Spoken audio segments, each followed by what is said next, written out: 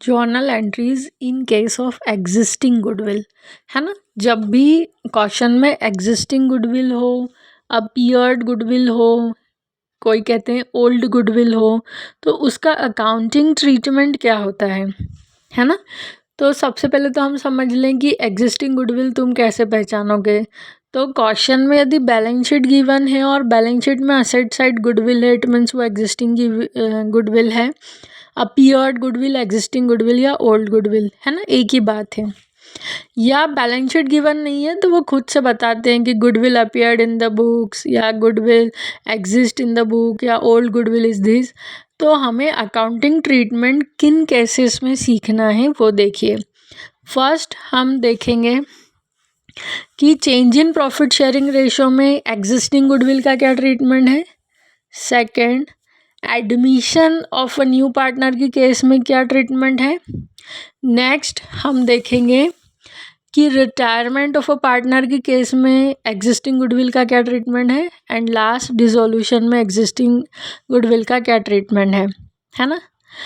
Death और retirement दोनों में एग्जिस्टिंग गुडविल का सेम ट्रीटमेंट होता है।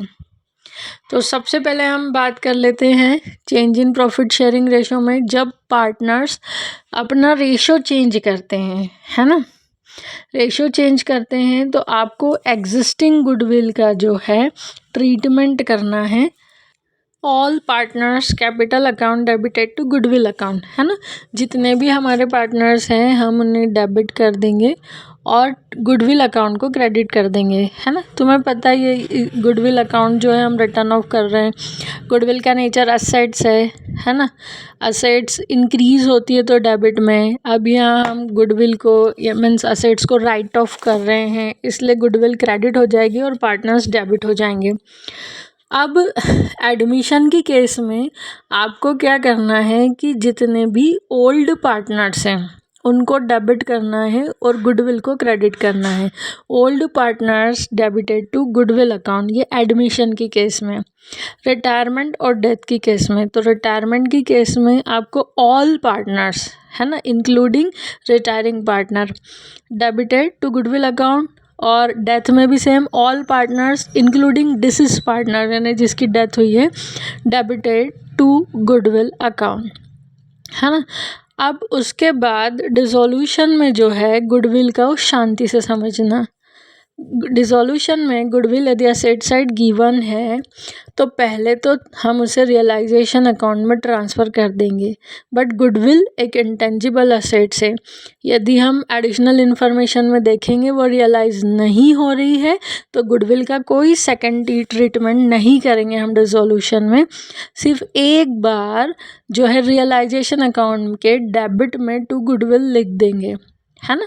जर्नल एंट्री क्या पास होगी यदि गुडविल एग्जिस्ट कर रही है डिसोल्यूशन के केस में, तो realisation account debited to goodwill account.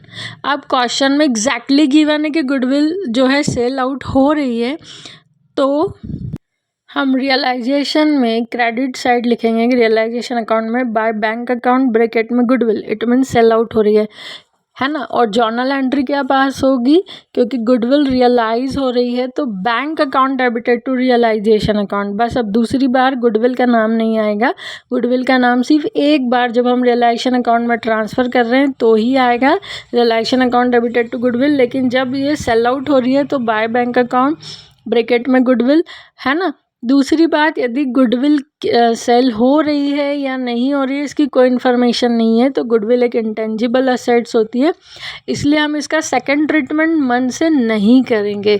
इस फॉर एग्जांपल मैं बता रही हूँ, जैसे क्वेश्चन में डेटर्स है, डिसोल्यूशन के केस में डेटर्स है, प्लांट है, मशीनरी है, ये टेंजिबल असेट्स है। तो हम क्या करेंगे कि यदि कोई इन्फॉर्मेशन यदि डिसोल्यूशन में नहीं गिवन है तो बाय बैंक अकाउंट करके इसको बुक वैल्यू पर रियलाइज़ कर लेंगे इनको, है ना। जितनी भी बुक वैल्यू दी है बाय बैंक अकाउंट। लेकिन गुडविल एक इंटेंजिबल असेट्स है, पेटेंट एक इंटेंजिबल असेट्स है, तो डिसोल्यूशन की केस में ये कितने में रियलाइज़ हो रहे हैं या इनके सेल आउट होने की कोई इन्फॉर्मेशन नहीं है, तो हम इसको रियलाइजेशन अकाउंट के क्रेडिट में नहीं लिखेंगे, है ना।